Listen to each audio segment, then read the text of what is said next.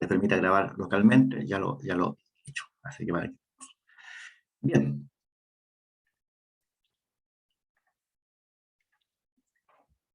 Nos queda por revisar la extinción de la responsabilidad administrativa. En esta materia vamos a, dado los tiempos que nos quedan, vamos a ir de forma bastante más rápida y omitiendo algunos detalles porque no hay el suficiente día y hora para poder enfocar esta materia. Se extingue la responsabilidad administrativa. El estatuto, en esta materia, asigna, tal como lo mencionábamos nosotros cuando hablábamos de esta materia al principio, el título séptimo, extinción de la responsabilidad administrativa. Artículos 157 a 159. Son dos artículos, son tres artículos esencialmente. 157 a 159. Extinción de la responsabilidad administrativa. Y ahí se regulan las 4 causales mediante las cuales se extingue la responsabilidad administrativa. La primera que habla es la muerte. La muerte del funcionario. No vamos a destituir al muerto, o sea, grafiquémoslo de esa manera. No vamos a destituir a destituir o suspender el cargo a una persona que ha fallecido. Ya decíamos que la muerte es una causal de extinción de esas funciones, por lo tanto aquí también trae como consecuencia la extinción de la responsabilidad administrativa. Hay una norma protectora, o sea, no decía esta norma como que ustedes estudian de hecho el trabajo por operario, aquí también se aplica algo similar. Porque dice el artículo 57, letra A, la multa cuyo pago o aplicación se encontrará pendiente a la fecha del fallecimiento del funcionario quedará sin efecto. Nosotros sabemos que se pagan las remuneraciones durante todo el mes en que el funcionario fallece y si correspondía a aplicar la multa o pagar la multa en ese momento, eso queda sin efecto, porque eso en definitiva era un beneficio para la familia recibir la última remuneración del trabajador. Entonces, primero, por muerte del funcionario. Segundo, cesación de funciones. Ya lo habíamos mencionado varias veces. Por haber cesado en sus funciones el funcionario. ¿Por qué? Porque renunció, porque jubiló, porque se cumplió el plazo por el cual estaba contratado. Cesa su responsabilidad administrativa. Sin embargo, el artículo 57, en su letra B, agrega, por haber cesado en sus funciones, y aquí lo que agregamos, que no lo habíamos dicho antes, sin prejuicio de lo dispuesto en el inciso final del artículo 147. ¿Y qué es lo que dispone el inciso final del artículo 147? Si se encontrara en tramitación un sumario administrativo en el que estuviera involucrado un funcionario y éste cesara en sus funciones, el procedimiento deberá continuar hasta su normal término, anotándose en su hoja de vida la sanción que el mérito del sumario determine. Entonces, por lo tanto, cesa en funciones la persona, el trabajador, el funcionario. Punto 1. Podríamos retener la renuncia, lo decíamos, hasta un plazo de 30 días. Decíamos que pasado ese plazo, en caso de la renuncia había que cursar. Pero ¿qué ocurre si el funcionario cesa en funciones por otras causales, no necesariamente renuncia? El sumario continúa. Y el sumario continúa hasta su normal término. Y se señala, se anotan en la hoja de vida del funcionario la sanción que el mérito del sumario determine. O sea, por lo tanto, en mi hoja de vida que lleva a Contraloría General, va a quedar anotada la multa, que a lo mejor no la voy a pagar. ¿Por qué? Porque estoy trabajando en otra parte, en otro servicio público. La suspensión, estoy en otro lugar. Sin embargo, lo que mencionamos varias veces, la destitución. Con la destitución, ¿qué es lo que procedería? La declaración de vacancia por pérdida sobreveniente de una de las requisitos de ingreso. Esa es la que lo decíamos ya en varias oportunidades, que esa trae esa consecuencia. ¿Por qué? Porque yo para ingresar a la administración pública no debo haber sido sancionado con la medida disciplinaria de destitución. Eso es una inhabilidad para ingresar durante 5 años.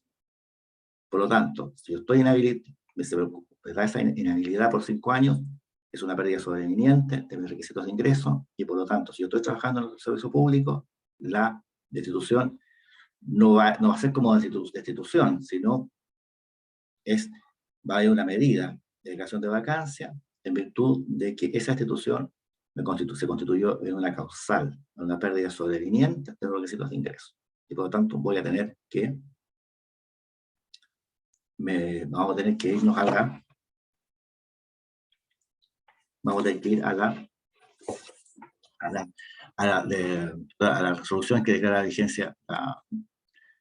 Déjeme que estoy aquí. Claro.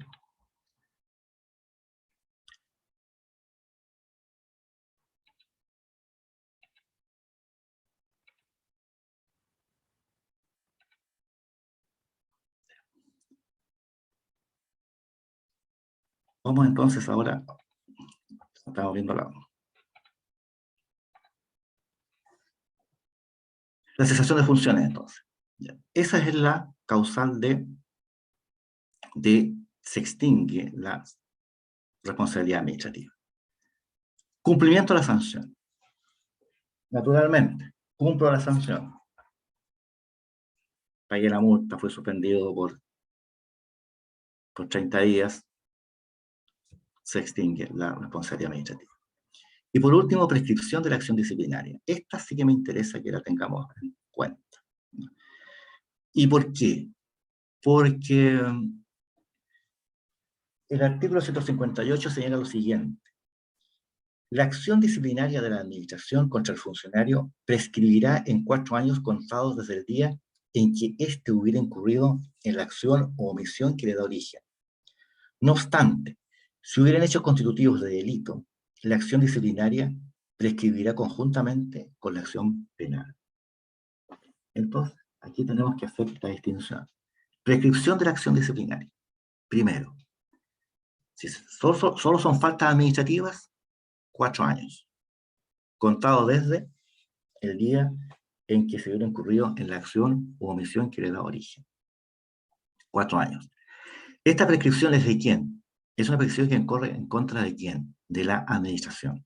Se le está pidiendo a la administración que sea, al menos tiene un plazo de 4 años, para exigir una medida disciplinaria respecto a un funcionario que hubiera incurrido en alguna falta. ¿Estamos de acuerdo? 4 años.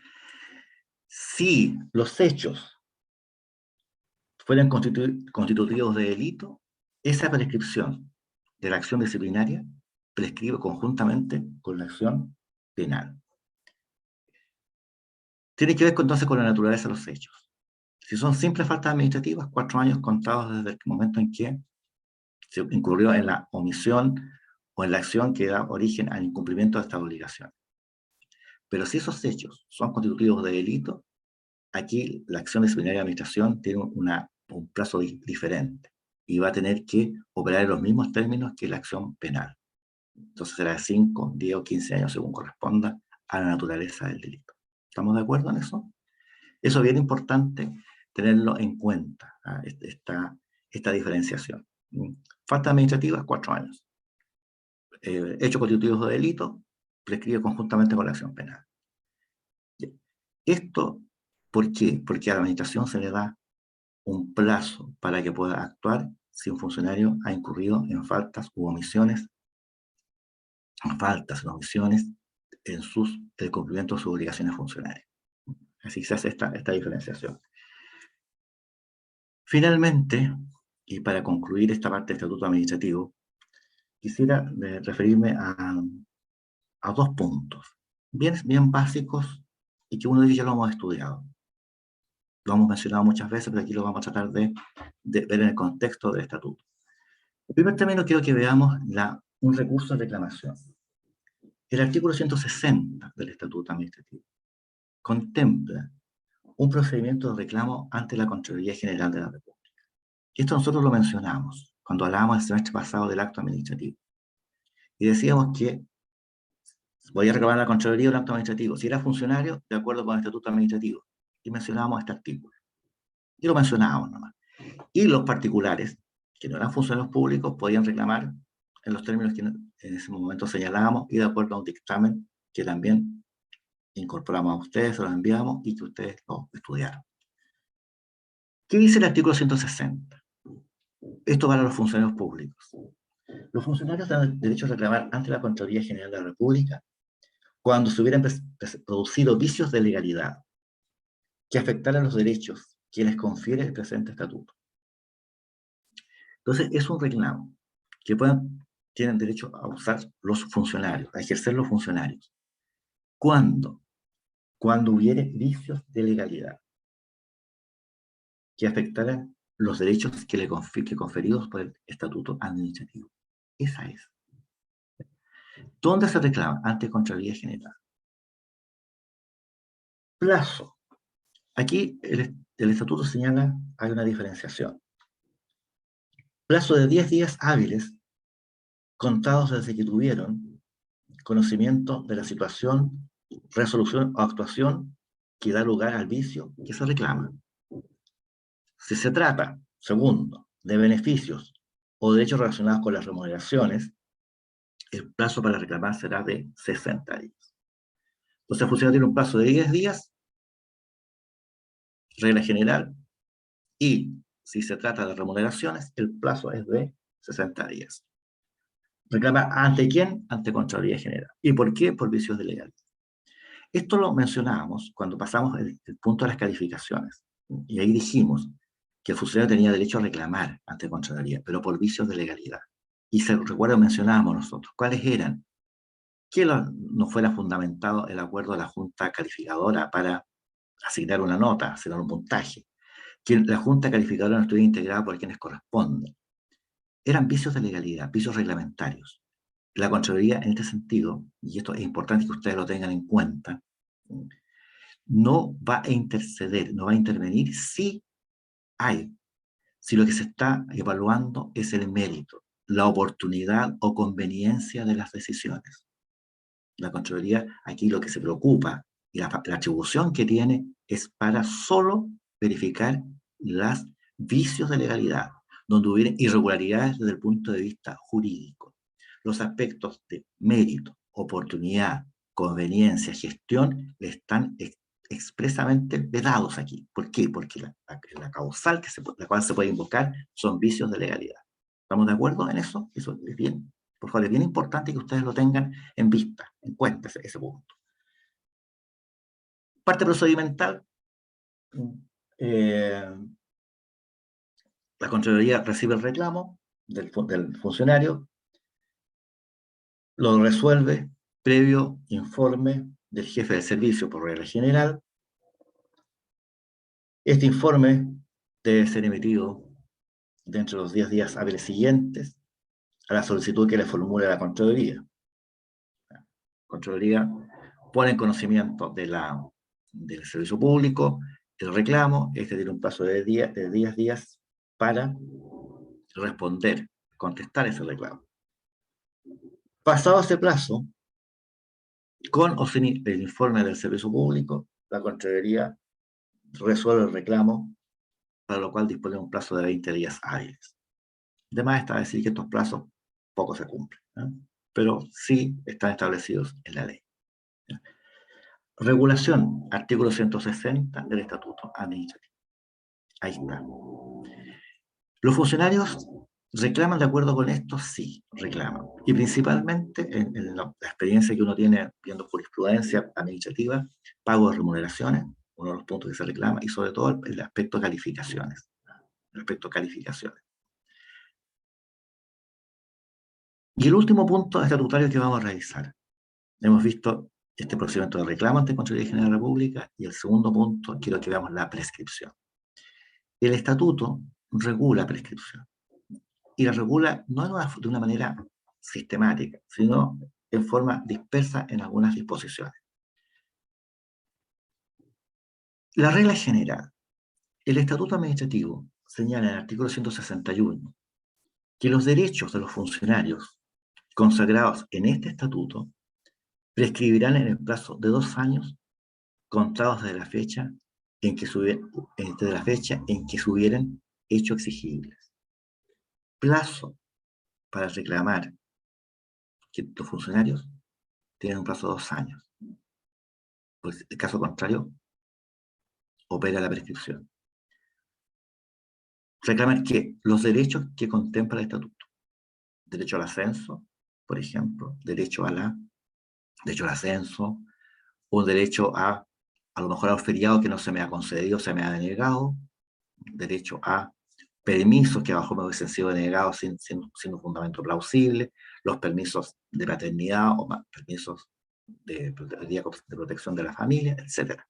Esos derechos. Si se trata de remuneraciones,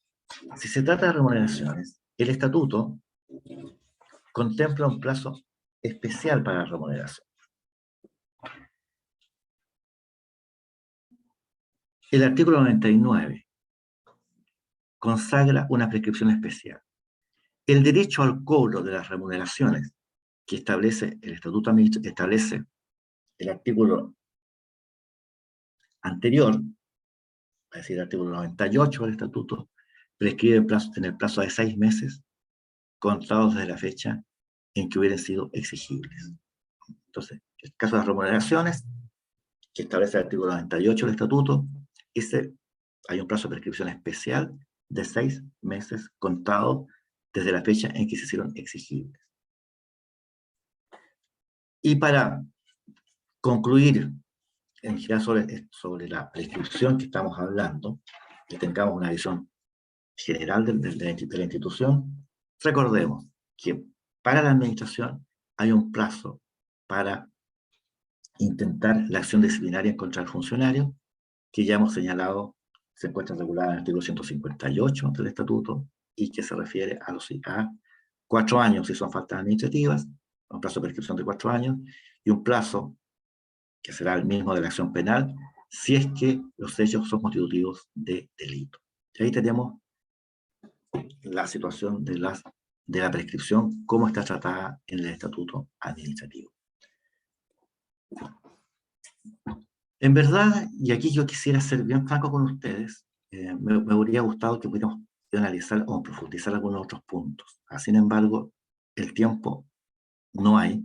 Tenemos que pasar todavía 2 grandes temas. Nos queda la responsabilidad patrimonial del Estado, que vamos a analizar, y aquí les voy a pedir, les voy a enviar ya la próxima semana un grupo de sentencias que las vayan leyendo, porque eso se trabaja sobre la base de sentencias y algunos que otros aportes doctrinarios en la materia. Y nos queda ver toda la parte de control y contencioso. O sea, nos queda bastante en prácticamente menos de 3 semanas. Por lo tanto, la parte estatutaria, la parte de recursos humanos, las damos por finiquitada. Damos por finiquitada y vamos a comenzar a estudiar un penúltimo gran tema que nosotros queremos tratar, que tiene que ver con el control de la administración. ¿Por qué dedicamos un apartado al control de la administración? Porque, en nuestra opinión, existe hoy día un conjunto de instituciones, de procedimientos, de derechos ciudadanos que controlan, que verifican el cumplimiento de las acciones por parte de la administración. Hay controles que son los institucionales, que ustedes han escuchado y estudiaron el derecho constitucional específicamente, la acusación constitucional, la petición de antecedentes, las comisiones investigadoras. Aquí la facultad que ustedes vieron, fiscalizar los actos del gobierno. Nosotros vamos a estudiar brevemente qué significa, no los mecanismos, los damos por supuesto que ustedes ya los manejan, pero sí alguna parte conceptual de algunos puntos que han sido controvertidos en nuestro país. El control que realiza Contraloría General de la República, y que nosotros lo vamos a estudiar con algún grado de detalle, principalmente por una sencilla razón. Muchos de ustedes, o espero que más de algunos de ustedes, trabajen en esa institución. Por fortuna tengo algunos ex estudiantes, ex alumnos nuestros, que están ahí en esa institución. Y la verdad, es una institución importante. Segundo, porque ustedes se van a encontrar con su vida profesional, con la Contraloría General, ya sea como abogado de particulares o abogado de servicios públicos. Y tienen que conocer qué es lo que hace y qué es lo que no hace. Y es importante eso, tener claridad, sobre todo si son abogados particulares. El control judicial, obviamente. Yo aquí les voy a enviar estoy pidiendo las autorizaciones pertinentes a unos 4 o 5 trabajos que durante el semestre pasado, el año pasado, hicieron sus compañeros que hoy día están en cuarto año. Son 4 o 5 trabajos que fueron de bastante buen nivel, que tienen que ver con estos contenciosos administrativos que vamos a estudiar. Es decir, se estudiaron cuál era el procedimiento y se analizaron sentencias que han recaído en esas materias. Solo estoy pidiendo las autorizaciones para enviárselo a ustedes porque el trabajo es de ellos, no es trabajo mío. Y me lo entregaron a mí y fueron evaluados en el curso. Por lo tanto, tengo que pedirle al menos el asentimiento para que lo pueda compartir con ustedes. Y control parlamentario, control judicial, control social. Vamos a tener que revisar al menos básicamente 2 leyes. La ley de acceso a la información pública y, segundo, la ley del lobby. Porque esto tiene relación con quién? Con el control que hace la sociedad. No es un control institucional orgánico, como el que hace Contraloría o un Tribunal de Justicia. Es un control difuso. El que hace la Antonia, disculpa, voy a buscar los nombres de las caras que veo acá, de Soledad, de la Sofía o de la Marioli, que en su función de simples ciudadanas piden información sobre el quehacer de Contraloría, sobre el Ministerio X, sobre el Instituto de Normalización Previsional, por decirlo, usar un nombre antiguo, Instituto de Previsión Social. Más de algunos de ustedes, probablemente en algún trabajo de investigación, van a recurrir a la denominada ley de transparencia para requerir información a un servicio público. Es como el ejemplo en materia de salud. En materia de salud, estudiantes de medicina, de odontología, de enfermería, piden información. Enfermedades, cómo se han tratado ciertas enfermedades, número de enfermedades, medicamentos que se han entregado, etcétera, para hacer sus trabajos de investigación. Por lo tanto, hay hoy día una forma de acceder a esta materia. Y de una forma un poco, no siempre hablar tanto de materia, no obstante los tiempos, al menos permiten un minuto. Cuando a mí me tocó hacer mi memoria, hace ya muchos años, en la universidad, no tenía dónde obtener información. La obtuve de alguna forma, en algunos casos, en el Archivo Nacional. En el Archivo Nacional. Y, dados los tiempos, a veces fuimos a las asociaciones de funcionarios a pedir información y yo creo que siempre nos confundían quizás con qué tipo de agentes del Estado, pero no un simple.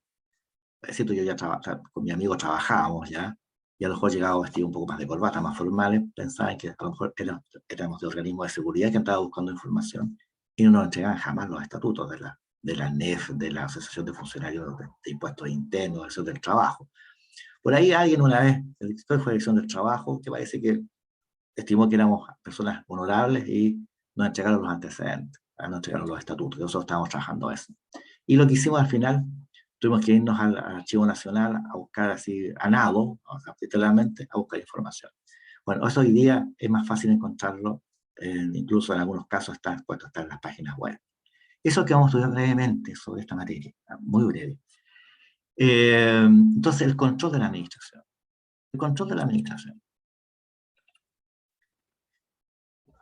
¿Dónde se encuentra regulado?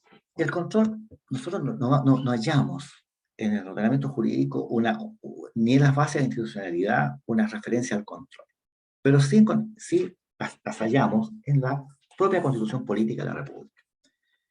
El artículo 98, por ejemplo, cuando se habla de Contraloría General de la República, si usted revisa el artículo 98, dice: un organismo autónomo con el nombre de Contraloría General de la República, comillas, ejercerá el control de la legalidad de los actos de la administración. Ahí aparece la expresión control.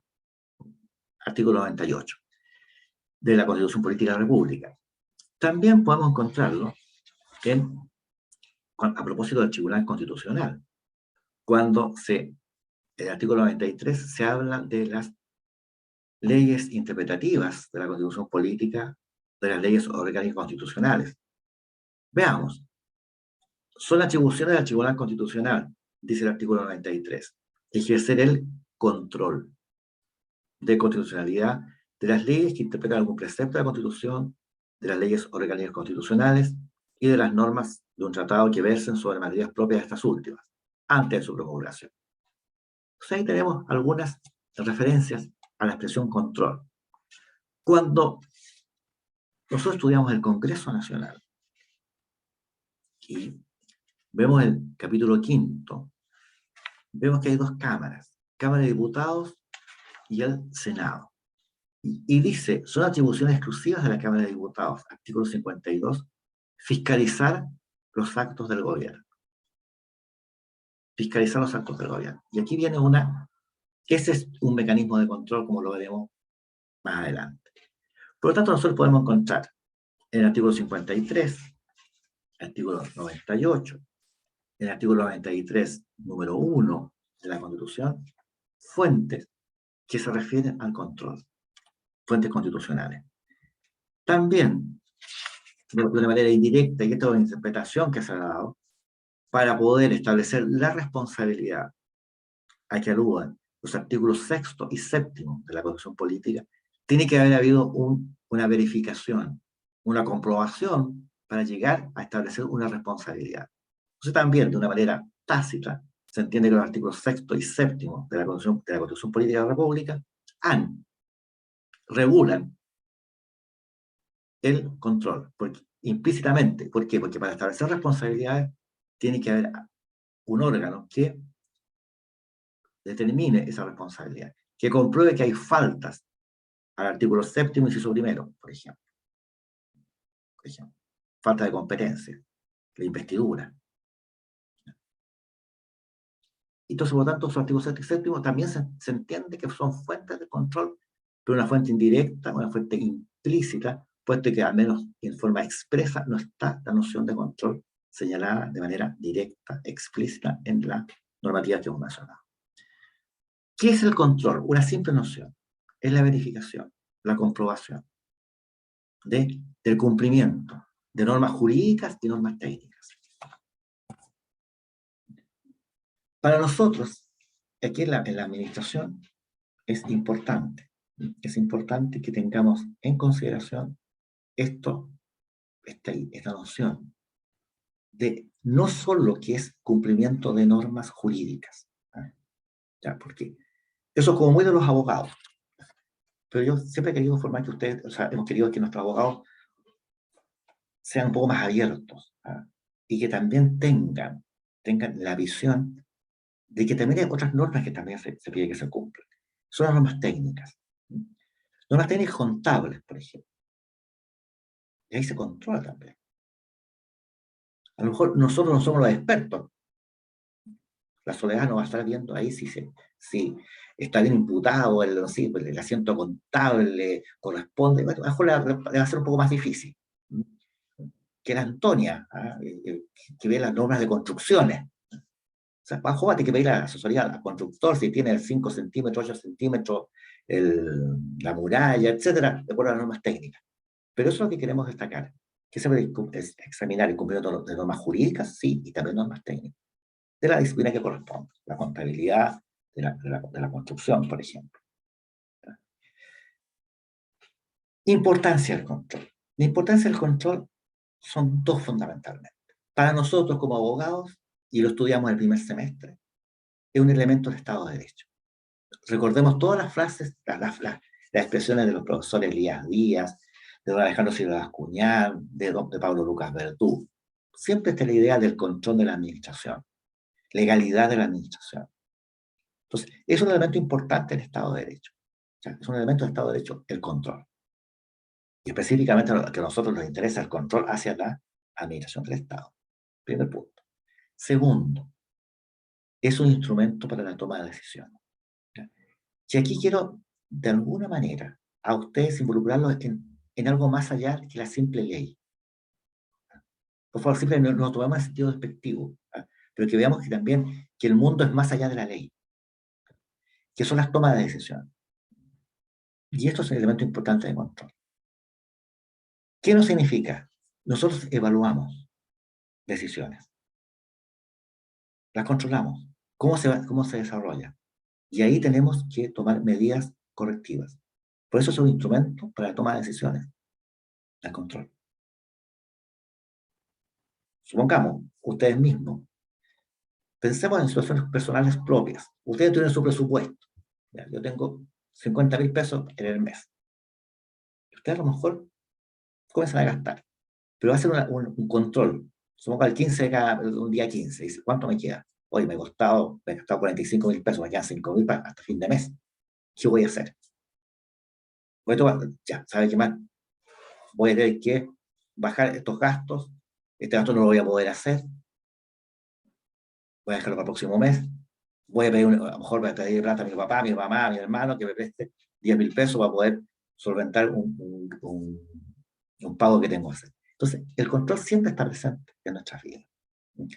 Hace muchos años atrás, en unas conferencias de hecho público, el subcontralor general de la República de la época, que era profesor de hecho administrativo importante en nuestro país, don Jorge Reyes, decía que el control es algo consustancial a la naturaleza del ser humano.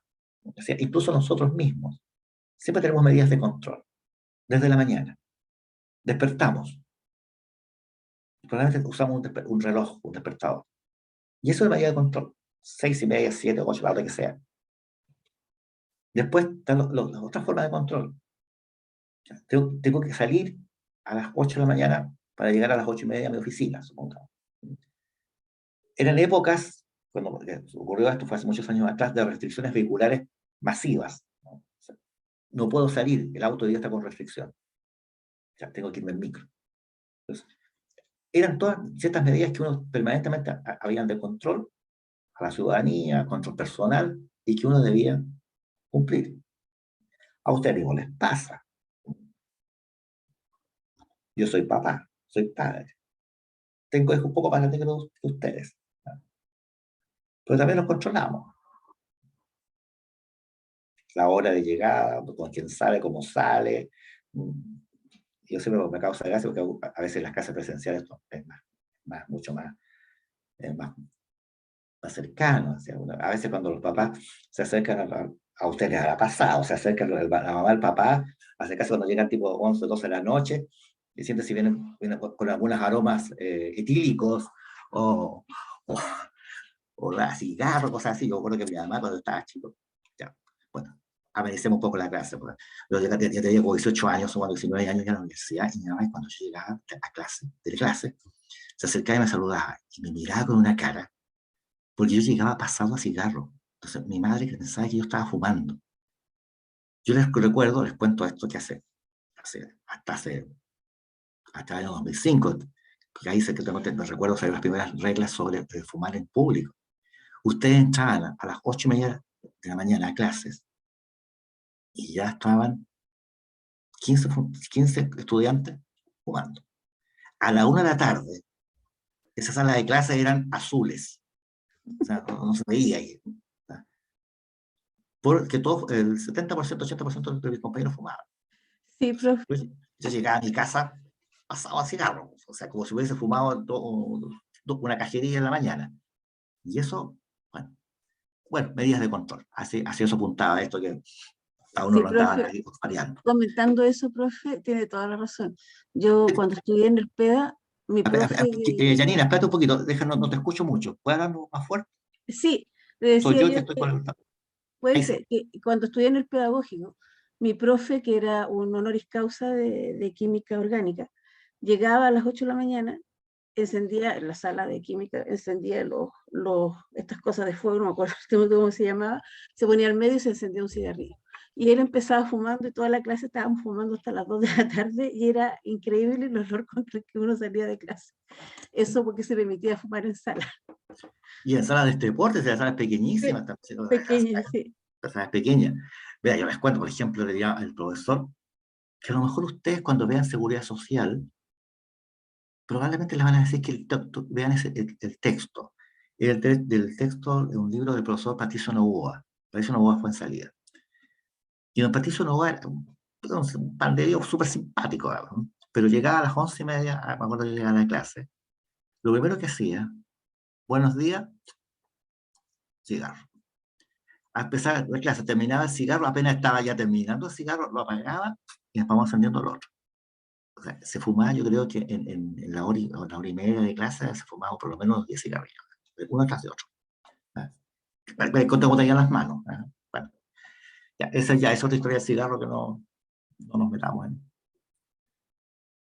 ¿Ustedes fuman entre paréntesis o no? ¿Son fumadores o no? Aquí veo que aparecen unas caras que no, hay unas caras que se están sonriendo nomás, que parece que Sí, profe, sí. si yo deseo todo, fuman. Ya.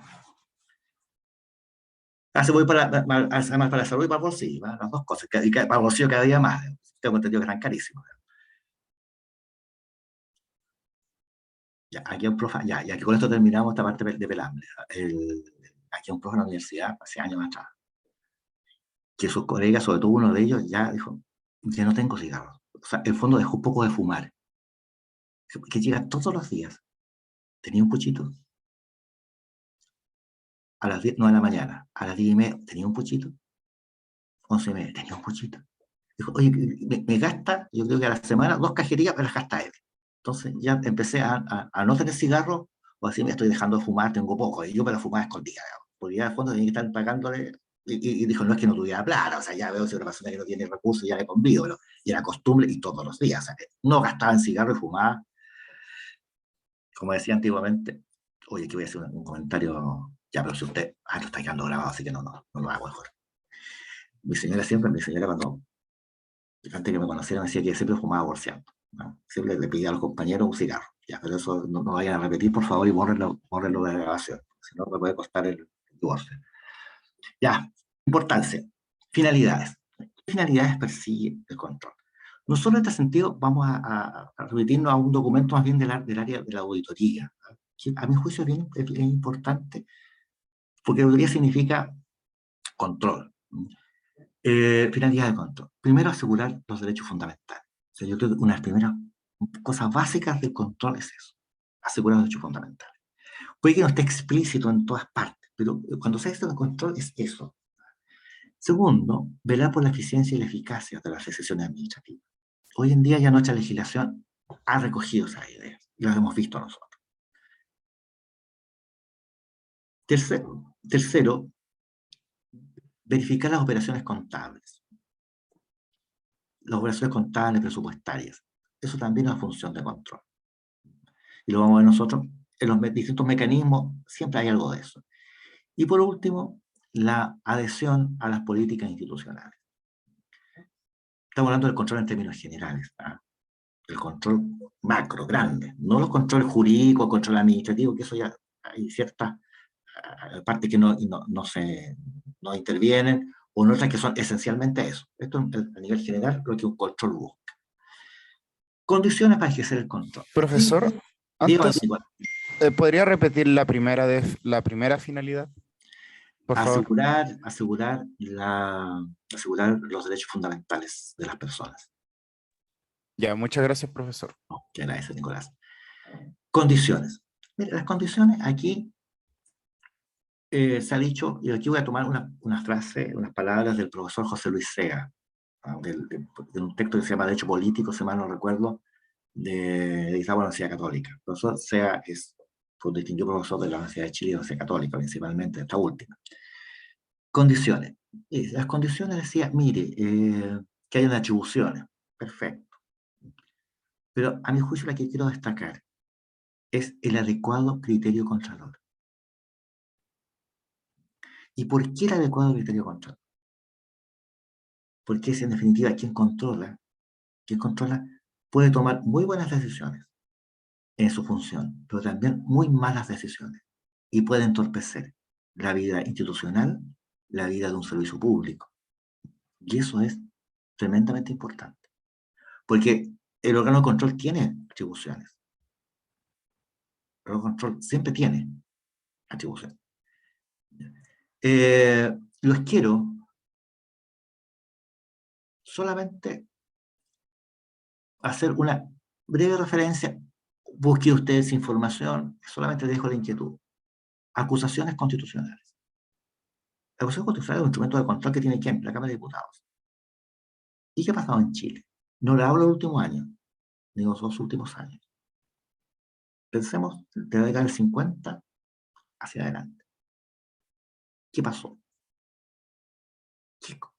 ¿Qué ocurrió con las acusaciones constitucionales en contra a lo mejor en algún momento del presidente de la República, en algún momento contra ministros de Estado, con una proliferación de acusaciones constitucionales en contra de ministros de Estado en la década del 70. Yo les quiero que solamente, esto tiene que ver con el adecuado criterio contralor. Es decir, ¿qué es lo que yo hago como contralor? Dos, en los controles, por ejemplo, internos. Muchas veces los controles internos al interior de un servicio público son tan fuertes, son tan complejos, que dificultan el ejercicio de la plenitud de las capacidades y de los objetivos institucionales. Eso ustedes lo van a revisar y lo van a ver cuando si trabajan en la administración pública. Y ahí ustedes tienen que tener cuidado, ojo, tengamos el adecuado criterio contralor. O sea, facilitemos, controlemos, pero también facilitemos, no obstaculicemos el quehacer institucional.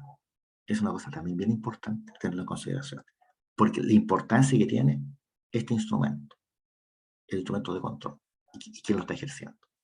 Eso lo plantea el profesor José Luis Sea. Yo no reconozco la autoridad del distinguido profesor José Luis Sea en esta materia. ¿Ya? Hemos visto se regular las fuentes, una noción de control, la importancia que tiene, instrumento para tomar decisiones, elementos de Estado de Derecho, finalidades, lo hemos mencionado, y las condiciones, específicamente el adecuado criterio controlador, que es uno de los elementos importantes para quien desempeña el cargo, la función de Contraloría. De Contraloría, ya sea General de la República, por una parte, de la Cámara de Diputados, con sus atribuciones, la propia ciudadanía también, los tribunales de justicia. Por eso es importante tener sobre todo los controles institucionales.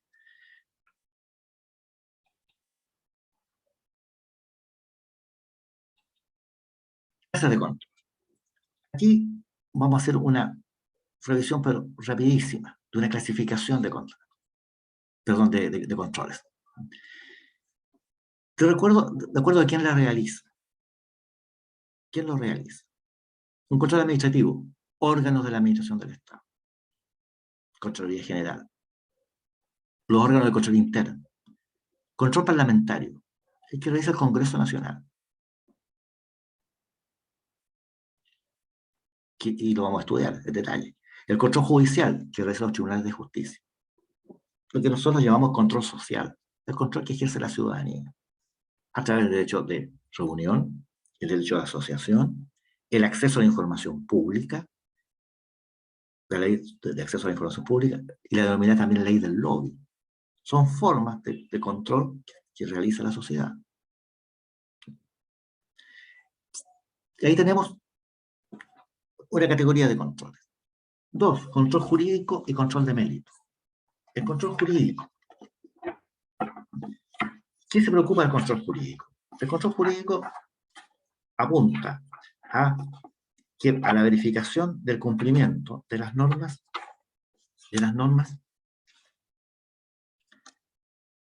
legales y reglamentarias. Ese es el control jurídico. El control de mérito. El control de mérito se refiere aquí. El control de mérito se refiere a la comprobación de la oportunidad o conveniencia de decisiones administrativas.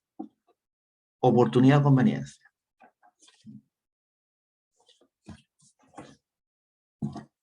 Verifiquemos esto. Comprobemos esto así como se materializaría. Control jurídico. Se cumplió con la ley o reglamento. El reglamento dijo que las casas construidas por el Servicio de la Vivienda y Urbanismo tienen que ser amarillas. ¿Ya? Un color que está de moda. O bien más que el color por razones políticas, a veces el color amarillo ahí, a veces muy mencionado. Entonces, amarilla. Casas amarillas. El reglamento lo dice. El control jurídico va a poder ver que hay un reglamento que dice que las casas deben ser amarillas y no se está cumpliendo. Control jurídico. No se está cumpliendo con el reglamento. No se está cumpliendo con la disposición que establece esa obligación. Control de mérito. Se pintaron amarillas las casas. Ahí, ¿quién puede opinar? ¿Quién tiene facultades para dar su parecer en materias de oportunidad de conveniencia? Vamos. Nosotros. Antonia, la Soledad. Sí, la verdad ese color es horrible. No se ven bien las casas amarillas. Me gustaría casas verdes. O me diría que casas blancas. Pero ahí, ¿qué se está opinando sobre la conveniencia de una pintura o de otra, de un color? Por ejemplo, la Contraloría tiene facultad de control jurídico, no de control de mérito. Ella va a opinar si el reglamento dice que son casas amarillas y no están pintadas amarillas, va a poder intervenir. Pero si alguien le dice, mire, Contraloría, son feas las casas amarillas, ¿por qué usted no indica que sean rojas o verdes? Contraloría, ¿qué le va a decir? Yo no tengo facultades para ejercer control de mérito. Control jurídico lo realiza principalmente Contraloría General de la República. Control de mérito. Este control lo realiza principalmente la propia administración del Estado. Ustedes pueden ir al servicio de vivienda y urbanismo, decirle, mire, servicio de vivienda y urbanismo, las casas que ustedes están ordenando construir, pintadas amarillas, son feas. Que tengan otro color. Ya, perfecto. Ustedes, y el ministerio va a poder hacer caso a eso, va a poder intervenir y resolver, sí, no. ¿Ya? Control formal y control de gestión. Control formal es el control que apunta al cumplimiento de normas o procedimientos. Ese es el control formal. Se opone a ese control formal el denominado control de gestión. ¿Y qué es el control de gestión? Es un conjunto de procedimientos, técnicas y herramientas, especialmente cuantitativas, que ayudan a una gestión planificada y ordenada.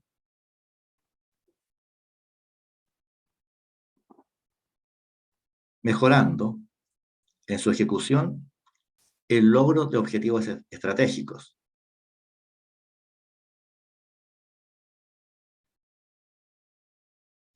Para el logro de objetivos estratégicos en el menor tiempo posible.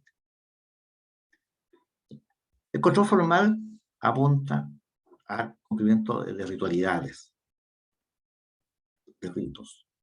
Se cumplieron las etapas, se cumplieron los plazos. Este otro control de gestión es un control también de procedimiento. Se controlan los procedimientos, técnicas. Se ven las herramientas, principalmente cuantitativas. Hay una medición. ¿Y con qué propósito? De lograr una gestión planificada y ordenada. Y de esa manera facilitar el logro de los objetivos institucionales.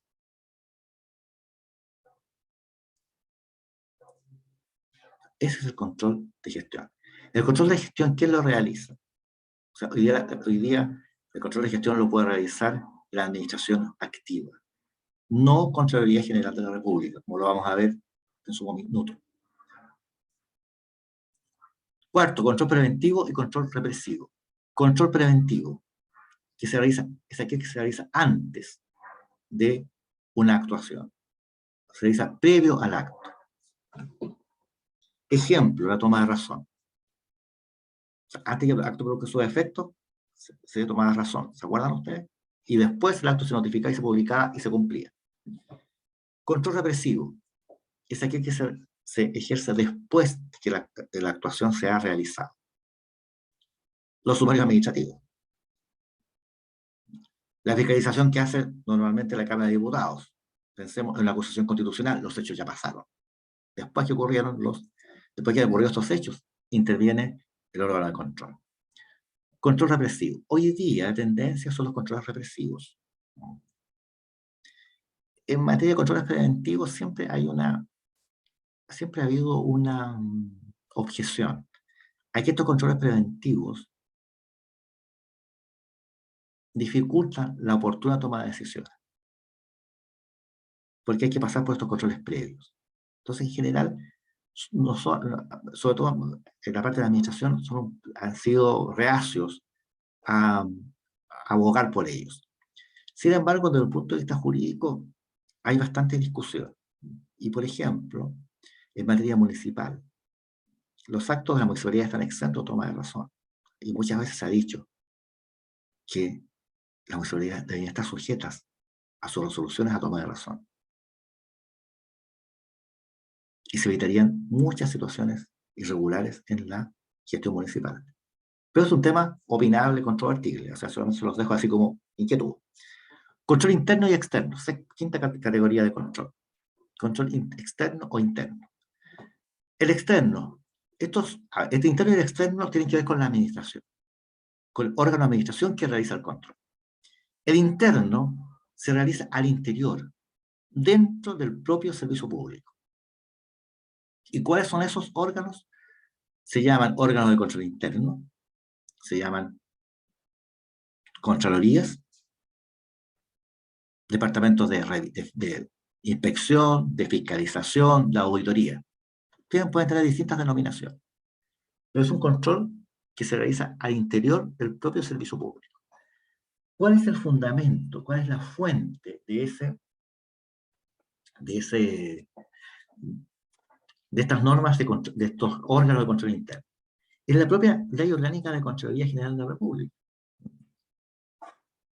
La Ley Orgánica de Contraloría General de la República, en el artículo 18, dice: los servicios sometidos a la fiscalización de Contraloría General deberán organizar las oficinas especiales de control que determine este organismo. Y los funcionarios que trabajan aquí, los contralores, inspectores, auditores, quedarán sujetos a la dependencia técnica de la Contraloría General de la República. Esto lo vamos a revisar cuando veamos Contraloría General con un poco más, con algún grado de detalle en la próxima clase. Eso es en cuanto a control interno. Control externo. ¿Qué artículo era, profe? Disculpe. Artículo 18 de la ley 10.336. ¿10.000? 10.336, que es la ley orgánica de Contraloría General. Control externo es aquel que realiza ¿quién? Es aquel que realiza la Contraloría General de la República. ¿Un órgano administrativo? Sí, pero es distinto al órgano que fiscaliza. El control interno está dentro del mismo órgano. Es un departamento más, una dependencia más de la municipalidad, del servicio público. Acá es un órgano administrativo, pero diferente. Es distinto al servicio público que fiscaliza. Y por último, está esta clasificación en cuanto a los que realizan, controles que realiza la administración y que realizan particulares. La administración realiza control, sí, realiza una serie de controles. Y con el tiempo ha ido creando una serie de órganos que en algunos países se llaman entidades reguladoras. En nuestro país, principalmente son las superintendencias. Son órganos de la administración creados con la finalidad de controlar. Está la Contraloría General de la República, primera cosa, en materia administrativa. Está la Dirección del Trabajo. Está el Servicio de Impuestos Internos. Y está la superintendencia. Entonces, también un control que realiza la administración. Y ese control lo realiza ¿hacia quién? Hacia particulares. La Superintendencia de Salud, en la parte de ISAPRES. ISAPRES son particulares. La Superintendencia en materia de pensiones, a la administradora de fondos de pensiones, hoy en día, y mientras subsistan. Y el control que realizan los particulares. Y este es el control que realizan ustedes, que realizamos nosotros como simples ciudadanos. Y tenemos hoy día ciertos mecanismos. ¿Y cuáles son estos mecanismos? La ley de transparencia, la ley de acceso a la información pública. 2, una forma también de controlar es a través de esta ley del lobby, en la cual nosotros podemos revisar quiénes asisten, quiénes son agentes o agentes en materia ambiental, al Ministerio de Salud, Ministerio de Hacienda. Vemos la agenda y hoy día la ley del lobby y se deja constancia de quienes asistieron. Entonces, también es una forma de control que tienen los particulares. Y brevemente, ahí terminando. Control administrativo, no lo mencionábamos. interior de los órganos de administración del Estado. Son órganos que realiza la propia, al interior, una dependencia más de la institución de servicio público. Y el externo lo realiza Contraloría General de la República.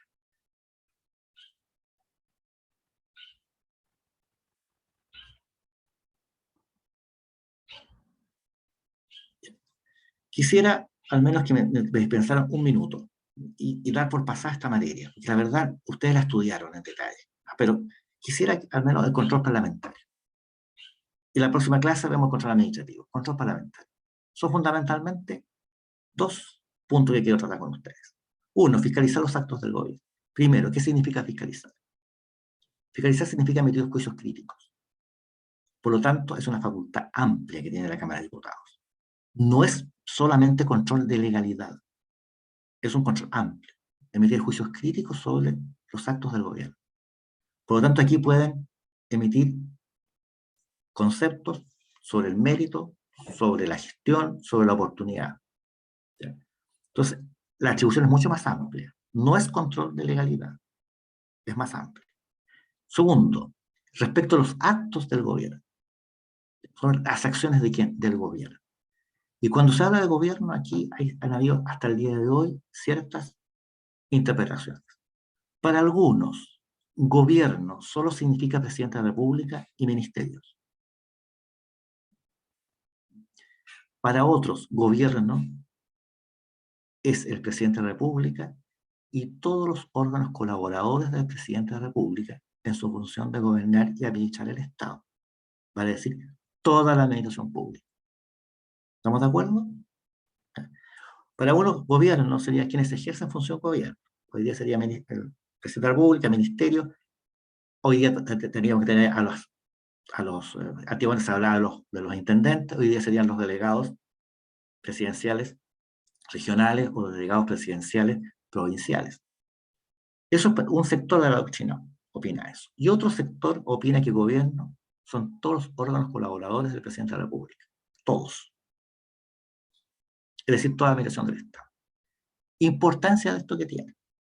¿Qué importancia tiene? Ustedes piensan, ustedes abogados de la municipalidad, Antonia, la Soledad, abogada de, supongamos, el Banco Central, y la Cámara de Diputados les pide información, de acuerdo a las facultades que tiene. ¿Ustedes qué podrían decir? Gobierno en sentido restringido. Presidente, ministerios y estos delegados. Nosotros no somos gobierno, podría decir la Antonia, la municipalidad. Y la Soledad podría decir, no somos, Banco Central no es gobierno. Por la Cámara de Diputados va a estar la Yanina, por los nombres que tengo aquí al frente, la Sofía y Nicolás. Y ellos van a buscar la otra definición de gobierno probablemente. Gobierno, ¿qué es lo que es? Toda la definición del Estado. Y por lo tanto, doña Soledad, doña Antonia, con el Banco Central y la municipalidad están obligados a entregar información. Pasó esto en los 2000, fue bastante común, con el Banco Central ocurrió y con la Municipalidad de Santiago.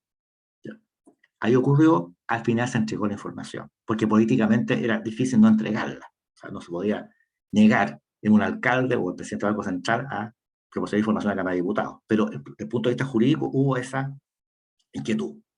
Los mecanismos, solicitud de antecedentes, los acuerdos, la comisión investigadora y la citación a los ministros de Estado, las llamadas interpelaciones por los periodistas.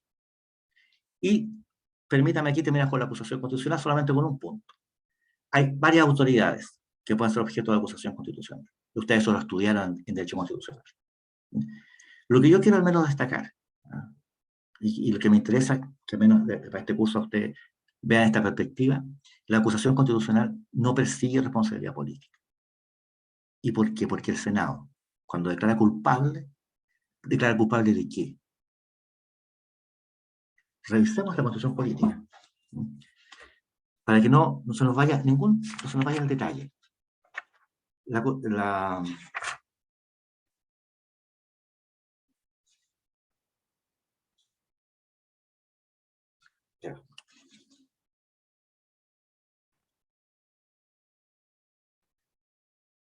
Por la declaración de culpabilidad, queda acusado destituido de su cargo y no podrá desempeñar función pública. Y el Senado dice, resolverá como jurado y se limitará a declarar si el acusado es o no culpable del delito, infracción o abuso de poder que se le imputa. Y eso quiero destacar, que en mi opinión no se persigue responsabilidad política. El Senado es un órgano político, la Cámara de Diputados sí, por supuesto, pero cuando van a enjuiciar, a destituir, específicamente que esa es la sanción que trae la acusación constitucional, se debe acreditar como jurado en conciencia el Senado de que hay una culpabilidad de delito, de una infracción o un abuso de poder. Por eso, en nuestra opinión, la acusación constitucional persigue una responsabilidad administrativa y o penal, parte de la autoridad que ha sido acusada. Solamente eso diría. Chicos, antes que se me olvide, aquí, ¿a qué hora hacemos la prueba el lunes? Dispuesto a que ustedes me digan. Profe, terminada la clase, ¿me da 2 minutitos, porfa? Que necesito aclarar una Ni cosita. un problema. Gracias.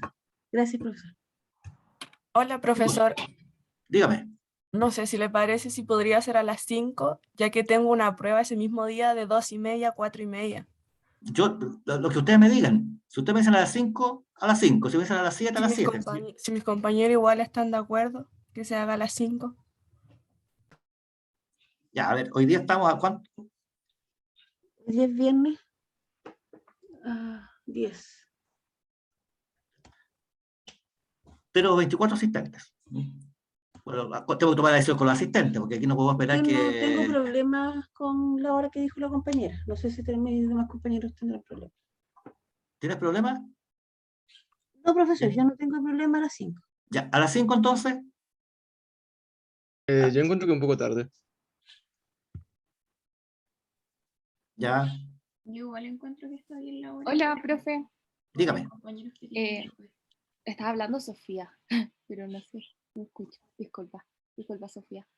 vale, Yo por lo no. mismo tengo problema con la hora que propone la compañera. Eso sí, igual es un poco tarde, pero creo que en pro de que los otros compañeros no tengan tope y tengan facilidad para rendir su otra prueba.